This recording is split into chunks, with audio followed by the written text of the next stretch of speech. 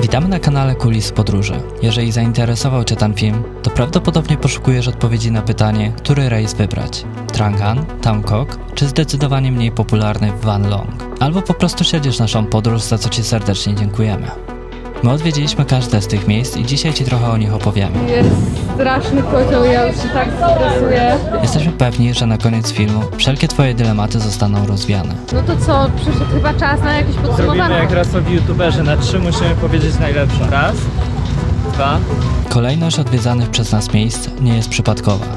Rozpoczęliśmy od tego, które wydawało się nam być miejscem najpiękniejszym i najciekawszym. Pierwszym naszym przystankiem jest Van Long.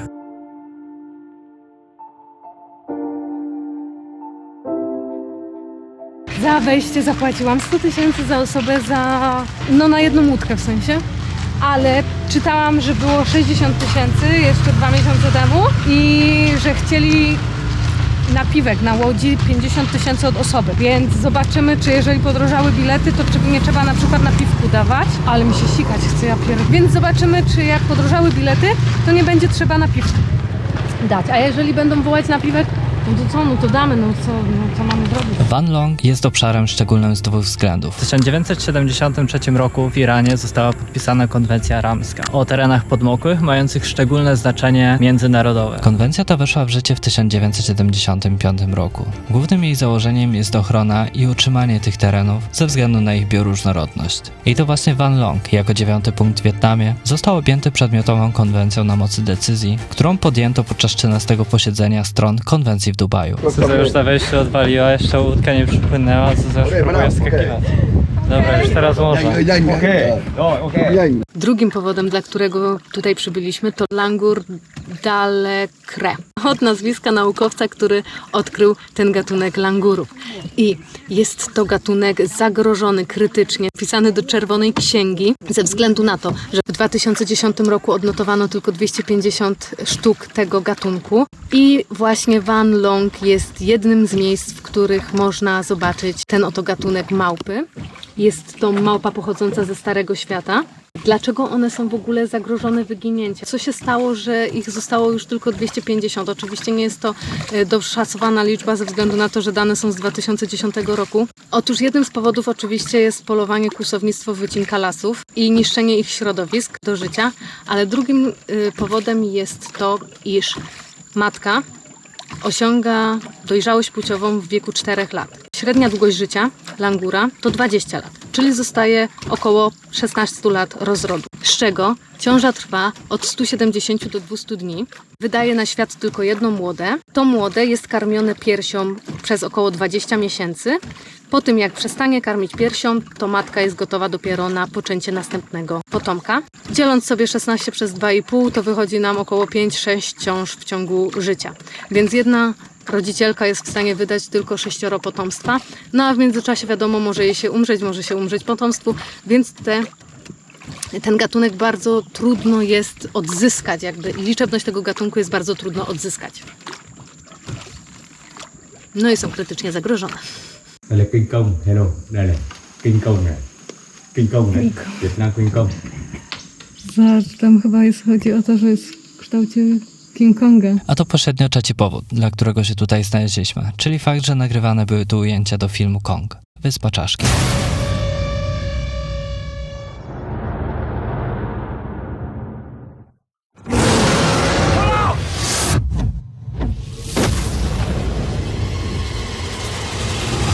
Słuchajcie, widzieliśmy te langury. Takie białe dupy. O, takie białe dupy. Jest cały czas widoczny i to ubarwienie w ogóle myli. Zobacz, on tam stoi normalnie na tej skale. I jego prawie nie widać. Ale czad. O, skacze. O, tam siedzą na gałęziach. one chyba dlatego siedzą na tych skałach, bo one na tych skałach z tymi białymi dupami no wyglądają jak część skały po prostu i one są praktycznie niezauważalne, chyba że się ruszają. Ale dzisiaj jest wysyp langurów. Widzimy już kolejnego osobnika, siedzi sobie na szczycie góry i jest tak pod światło oświetlony, że akurat widać tą charakterystyczną grzywę, którą ma na czubku swojej głowy. Mam nadzieję, że będzie widać to na nagraniach. Dzisiaj tak nam się udała pogoda, jest bezchmurne niebo, jest piękny, nie zachód słońca jeszcze, bo jest godzina 16:30 podejrzewam. No, 16:25. Ale przyjechanie tutaj w październiku o godzinie 15:30, czyli pod wieczór, jest naprawdę bardzo dobrym pomysłem. Jest bardzo mało ludzi, nie ma wycieczek. Jeżeli zyskacie taką pogodę jak my dzisiaj, bezchmurną, to będziecie zachwyceni tym widokiem. Jest po prostu tak pięknie, że nawet nie chce nam się nagrywać tego, tylko cały czas patrzeć i się cieszyć tym widokiem. Jest po prostu fenomenalnie. Jeżeli ktoś ma taką wewnętrzną potrzebę pooglądania sobie takich filmowych bardzo widoków, to jest idealne miejsce. Jeszcze w tej godzinie, w takim trochę golden hour, świetnie to wygląda. Fantastyczne jest to miejsce, po prostu przecudowne. Nie wiem, kiedy mnie coś tak zachwyciło. To znaczy, no, wieloma rzeczami się zachwycam. Jeżeli tą rzeczą się zachwycam też, to znaczy, że jest naprawdę dla mnie super.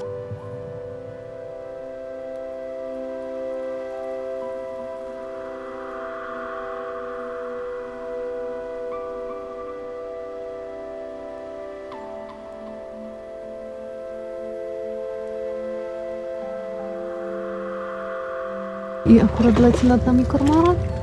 A pamiętacie film Śmierć w Wenecji?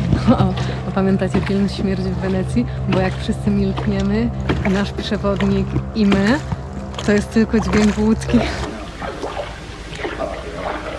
Spokojnie, zaraz się rozkręci. Bartek właśnie sobie uświadomił, że nie zabrał kluczyka ze stacyjki ze skutera. No i co? Nasz skuterek jest. Innych nie ma skuterków. To wszystko jest pozamykane, czyli o 16:30. To my chyba ostatni rejs zrobiliśmy. Ostatni rejs zrobiliśmy. To jest nasza szczała. Najważniejsze jest kluczyk, jest kluczyk. Czeka, zaprasza, żeby go zabrać. Nikt nie chciał. A my zostawiliśmy te paski, żeby nam nikt nie dał kluczyk w stacji. Bo proszę Państwa, jak ktoś mało podróżuje skuterkiem, to tu są takie dzyndzle i się tutaj zakłada kask i się przyciska siedzeniem. I masz wtedy bezpieczny kask, nikt ci go nie wyciągnie i nikt ci go nie ukradnie. No Ewentualnie też napada, więc trzeba mieć na uwadze warunki ale ja zawsze tak atmosferyczne. układam, że tak stoi i on wtedy, no może mu trochę natapać. Jako drugi na tapet bierzemy Trangan, po którym już kiedyś pływaliśmy. No i celowo sobie wybraliśmy Trangan o poranku. Wczorajszy Van Long wieczorem i Tamkok zrobimy też wieczorem. Dokładnie. Zobaczymy jak Trangan o poranku, ale będzie. Co to było? Zobaczymy jak będzie wyglądać, bo tam dużo wycieczek przyjeżdża i może wybrać rano dużo ludzi. Dojechaliśmy na miejsce i jak na takie duże miejsce i tak drogie bilety na same spływy, to jeszcze musieli zrobić płatny parking, 15 000. No nie jest jakiś to majątek, no ale generalnie to oni mają bardzo duży przemiał tutaj, nie? Więc jakby taka, to wszystko powinno być takie już jakby w cenie, nie? Co za przystań złotowo, bo ty na każdym nagraniu będziesz opowiadać o tym, że ci nie pasuje. No ale zobacz, w wielu atrakcjach byliśmy takich, gdzie jak bilet kosztował już ponad 200, ponad 100 000, to już był darmowy parking po prostu. Dzień dobry, przyjechaliśmy do celu, zaparkowaliśmy za 15 000, płacimy później, idziemy kupić bilet na łódkę. Dokładnie tak. Ticket counter w tamtą stronę. Ja nie wiem, tutaj jest wejście do tych kas? Jezus, ale... Bo tutaj generalnie jest bardzo dużo ludzi, więc porobili takie oto przejścia i ja zwątpiłam i się zgubiłam po prostu, bo dzisiaj jest mało ludzi i tu nikt nie stoi. Ale ja przeszłam kolejką, tak jak tutaj powinno być.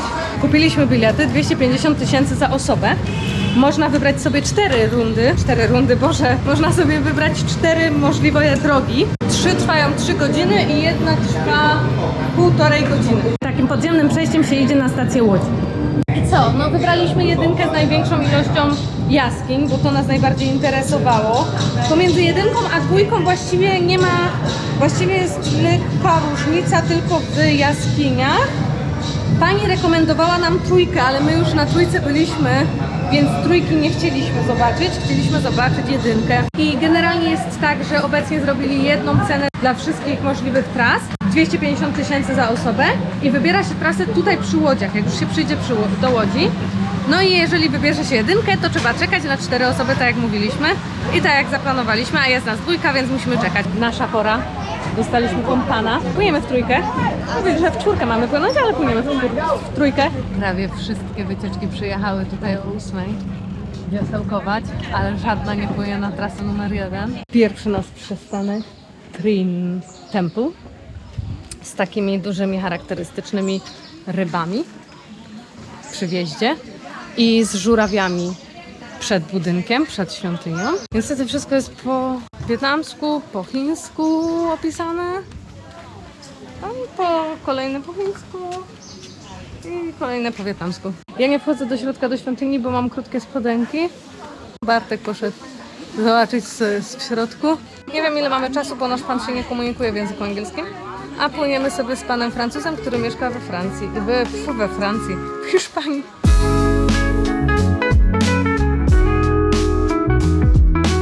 Pierwsza nasza jaskinia ma 325 metrów.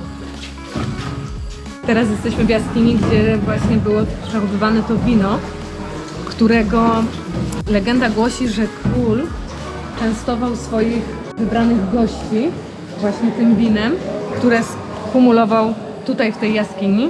Jest ono na trasie 1. i 3. Jest przepiękny widok, jak się wypływa z tej jaskini, szczególnie jak świeci słoneczko.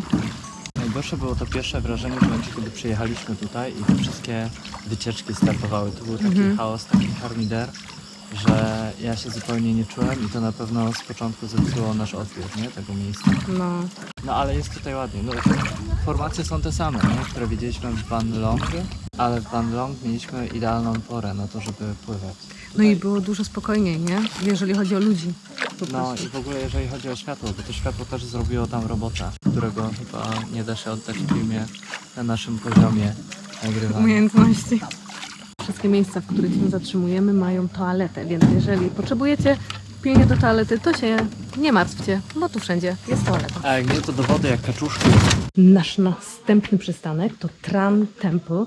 No ja oczywiście nie wejdę bezpośrednio do świątyni, ale wejdę w okolice tej świątyni. Świątynia znajduje się w albo jaskini, albo w skałach albo pomiędzy skałami, albo w skałach pomiędzy skałami. I szliśmy sobie do świątyni po schodkach i zobaczyliśmy daktylowce, takie duże daktylowce. Ja mówię, Boże, ale duże owoce. Ja patrzę, a tam są takie duże liście i one mają z 10 metrów tej. To są przerośnięte palmy. To są przerośnięte. No zobaczcie ten liść.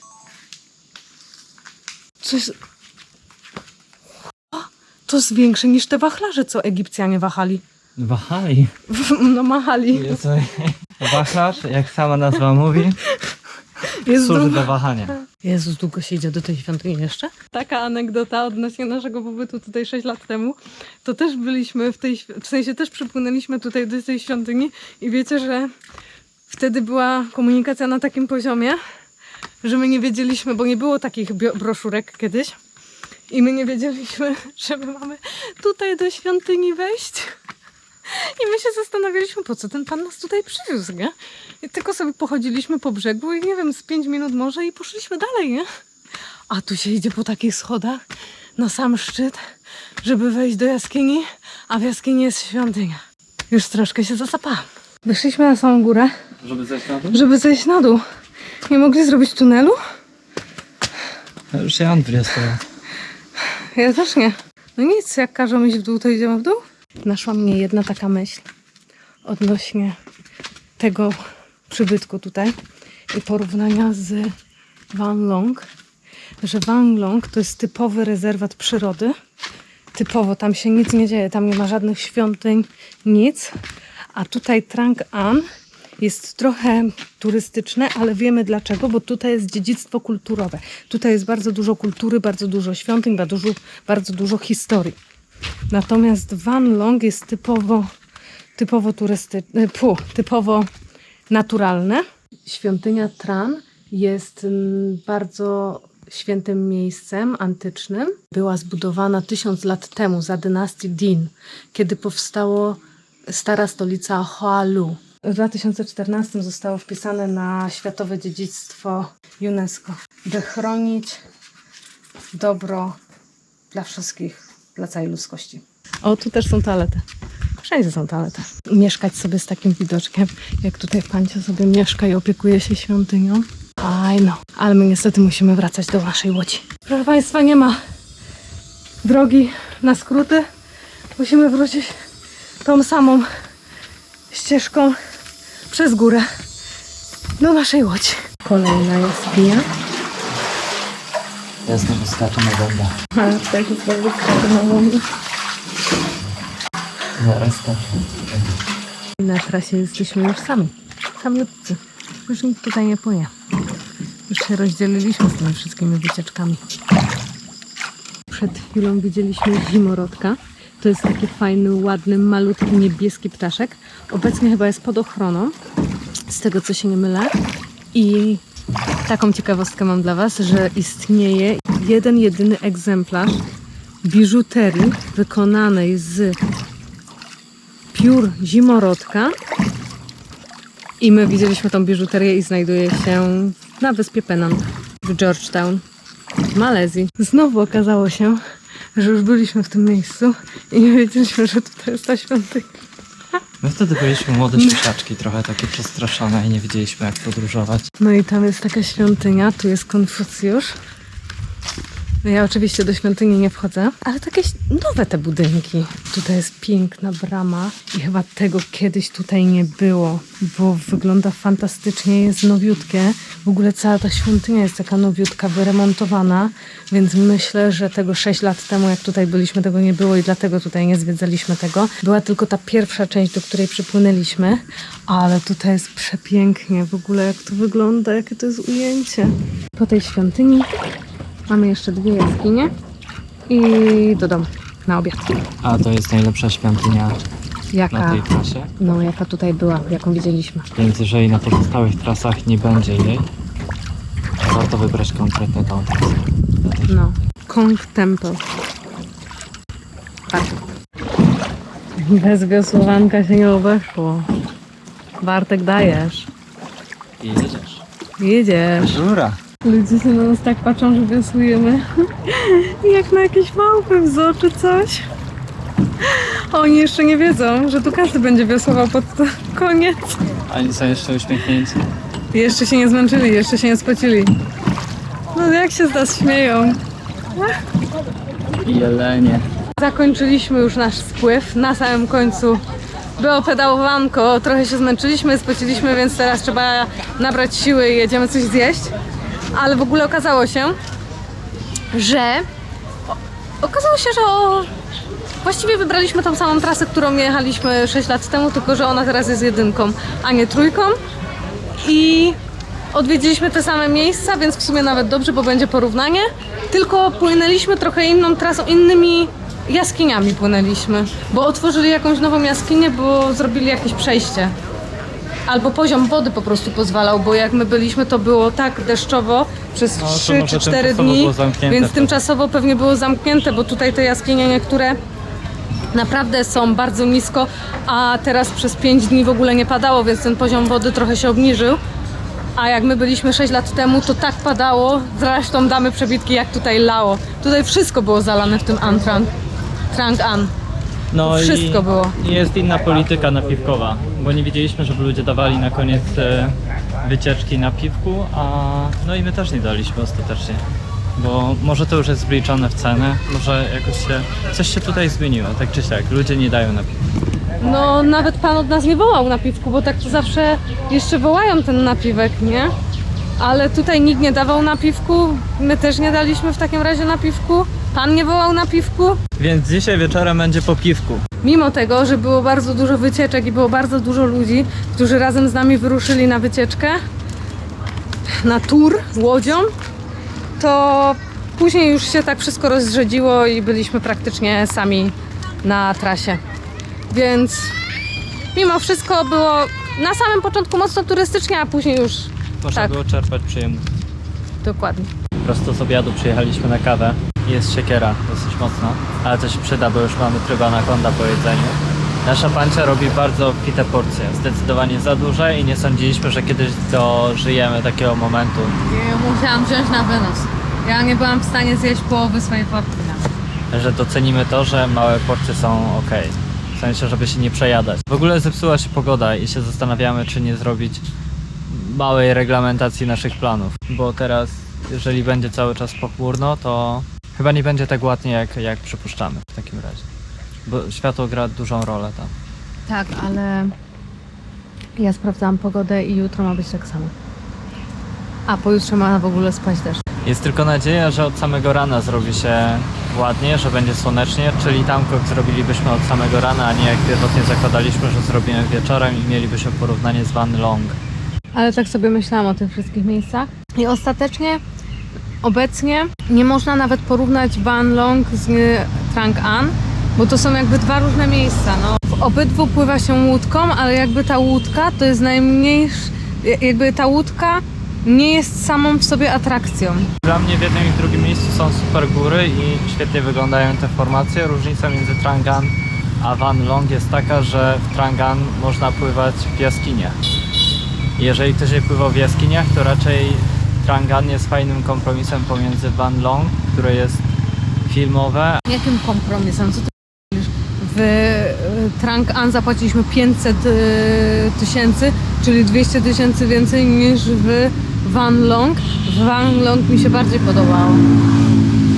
No, I też wpłynąłeś do jaskini, ale nie przepłynąłeś na drugą stronę, to jest prawda. I jak ja bym na jednym wyjeździe zrobiła dwie te atrakcje, to w obydwu byłabym ukontentowana w inny sposób, bo Van Long jest typowo naturalny, typowo jedzie się tam zobaczyć zwierzęta i odpocząć i przebywać w naturze, a do Trang An jedzie się po to, żeby pływać w jaskiniach i zwiedzać świątynię. Każdą z tych łódek należy traktować jako inny rodzaj w ogóle atrakcji turystycznej. Gdybyś miała wybrać jedno tylko? Hello, hi. Hello, hi. Xong một tí, Hi. xong quy đoàn kết. Jakiś pan do nas przyszedł i się z nami wita i nie wiem o co chodzi. Ale nie wiem o co chodzi. Gdybyś mogła zobaczyć jedną z tych dwóch rzeczy, To dla mnie w tym momencie wybrałabym Van Long, bo bardziej mi zależy na tym, żeby zobaczyć te zwierzęta, niż na tym, żeby po prostu zobaczyć te formacje, bo w jednym i w drugim miejscu są te same formacje skalne. no ja ostatecznie też bym wybrał Van Long. A Pancio, mamy nowego znajomego, właśnie tam siedzi i będzie walił zaraz bucha ze swojej rury. Jest chyba pijany, a przyjechał skuterem. Việt Nam, biết không? Việt Nam. Zanim przejdziemy do ostatecznej oceny, czeka nas jeszcze jedna atrakcja, do której właśnie podążamy. Ty tak mówisz tajemniczo, a my się wysprzęgliśmy w pierwszych sekundach, gdzie będziemy jeździć. Ciekawe, gdzie jedziemy? No ciekawe, gdzie was zabieram. Tamkok, już teraz bilety kosztują 250 tysięcy za osobę. Kiedyś było tak, że 120 tysięcy kosztowało wejście do parku i 150 tysięcy kosztowała łódka.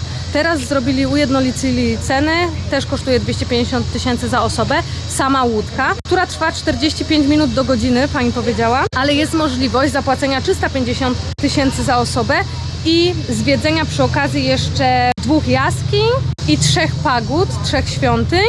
I wtedy się Meleksem po prostu jeździ po tych świątyniach. W tym jest ta świątynia Binding, która jest też bardzo znana instagramowa. Wtedy, jeżeli się bierze całą wycieczkę razem z łódką i z tymi świątyniami, to trwa wycieczka 2,5 godziny. No i generalnie przyjeżdżacie do innego miejsca niż stricte ten spływ.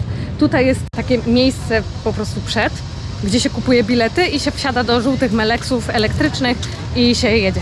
Albo można swoim skuterem, ale my bierzemy Meleksy. Jednak jedziemy swoim skuterem, bo stwierdziliśmy, że zanim oni się zbiorą, odjechały 2 Meleksy, które były całe wypchane i nikt dalej nie podjeżdża. Już czekamy tutaj 10 minut i trochę szkoda nam tego słoneczka, bo za chwilę mogą przyjść chmury, a jak przyjdą chmury, to już będzie do dupy widok, więc jedziemy swoim skuterem, bo mamy 5 minut, no nawet nie. I takim oto sposobem już jesteśmy na miejscu. Nie wiem, czy Będzie legalnie zaparkowaliśmy, w sensie w dobrym miejscu, bo tutaj niekoniecznie jest oznaczony parking i tak na pałę stanęliśmy. trochę na ulicy, trochę na wyłączonym pasie. Jak zarekwirują motor, to nie nasz. Trafiliśmy na wycieczkę, tym razem indyjską. I jest znowu harmider. Jest straszny kocioł, ja już się tak stresuję. Ja strasznie nienawidzę takiego kociołu. Ja już mam puls chyba ze 180. Jak produkcja seryjna, jedna łódka, druga łódka, jeden turysta, drugi wio, paszą won. Charakterystyczną cechą tej akurat tutaj wycieczki jest to, że wiosłują tutaj nogami. I pani wiosłuje nogami. Nie rękoma. Mają wyrobione, nie? No na pewno dużo lepiej się wiosłuje nogami niż rękoma, w sensie, W ogóle tutaj czuć siłę tych nóg. no szybko jedziemy, nie? Szybko płyniemy, bardzo szybko. Ale musi być dupa wyrobiona w ogóle.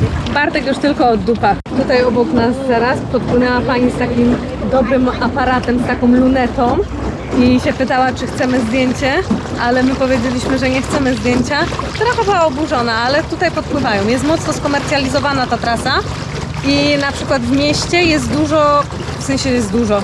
Są miejsca, gdzie możesz sobie podpłynąć tą łódką i kupić sobie piwko na przykład. Albo jakąś przekąskę, no za odpowiednią cenę oczywiście. Ale była pani na łodzi, która sprzedawała przekąski. A jedno zdjęcie, jeden dolar. Po drodze mijamy też dużo nagrobków, czyli cmentarz. I płynie bardzo dużo łódek, ale w sumie to aż tak nie przeszkadza, jak płyną te łódki. Tak bardzo klimatycznie, jak było przede wszystkim w Bangkok. Tutaj jest cały czas taki bardzo dobrze. Nie ma tego spokoju Jest cały czas hałas. i W sumie. zrelaksować. Proszę Państwa, widzimy sobie Hang Mua z dołu. 6 lat temu byliśmy na Hang Mua, a teraz jesteśmy tutaj. Na dole. No a widok z góry w ogóle jest epicki i też polecamy Hangman swoją drogą. I też przy zachodzie słońca, Tak. albo też o poranku. W ogóle ASEAN o poranku i przy zachodzie słońca to jest kosmos. Nie wiem, czy Cię będzie słychać, bo tu jest mega hałas. Jezus, wiesz co? Ta wycieczka jest najgorsza ze wszystkich. I tutaj, proszę Państwa, też się wpływa do jaskini i właśnie wpływamy do jednej z jaskiń. Ta jest ogromna z tego co widać, nie? No. W sensie tak z zewnątrz wygląda na ogromną. W ogóle tak wygląda, jakby ta cała skała unosiła się nad tą wodą po prostu, nie?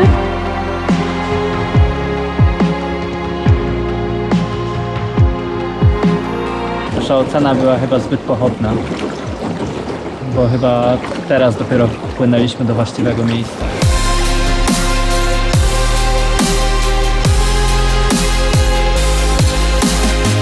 Jest pięknie, jest fantastycznie, jest no, filmowo na maksa.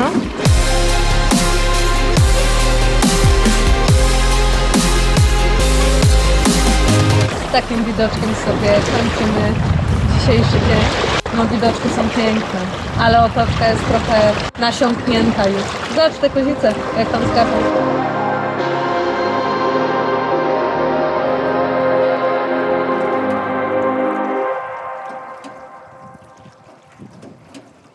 Przyszedł czas na podsumowanko. Daliśmy Panciowi, zamieniliśmy się, nasze sternicy się zmienili i z racji tego daliśmy 50 000 na piwko tylko.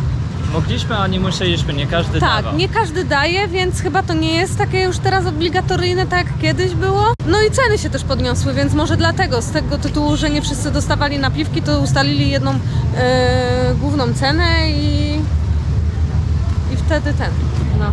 Ci łatwiej? Tak, no to co, przyszedł chyba czas na jakieś Zrobimy podsumowanie. jak rasowi youtuberzy, na 3 musimy powiedzieć najlepsza. Dobra, no. Raz, dwa, 3 Van Pan Long. No i pozamiatane, nara.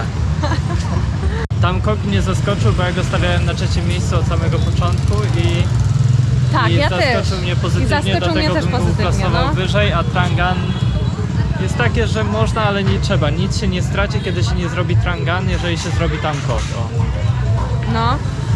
Na Van Long numer 1 zdecydowanie, bo ani nie jest komercyjny, ani nie ma dużo turystów, ani nie ma... No jest klimatycznie po prostu i to wszystko zależy od pory dnia, w której się to robi. Być może Trangan jest dużo ładniejszy w momencie, kiedy jest zachód słońca i kiedy jest takie złote to słońce i to też by zrobiło klimat. ale raczej polować na zachód słońca, w sensie na 2,5 godziny przed zachodem słońca. Dokładnie. No oszacowaliśmy, że 2,5 do 2 godzin przed zachodem słońca to jest najlepsza pora, żeby odwiedzić Tam Kok albo Van Long. Jeżeli chodzi o Trang An, no to musi być to co najmniej 4 godziny przed zachodem słońca, no bo trasa trwa 3 godziny. No chyba, że bierzecie tą trasę 1,5 godziny, no to wtedy 2,5 godziny przed zachodem słońca wystarczy. Jeżeli ktoś ma możliwość, to do Van Long, jeżeli nie macie możliwości, to nie ma co się szarpać na Trang An, wystarczy Tam Kok.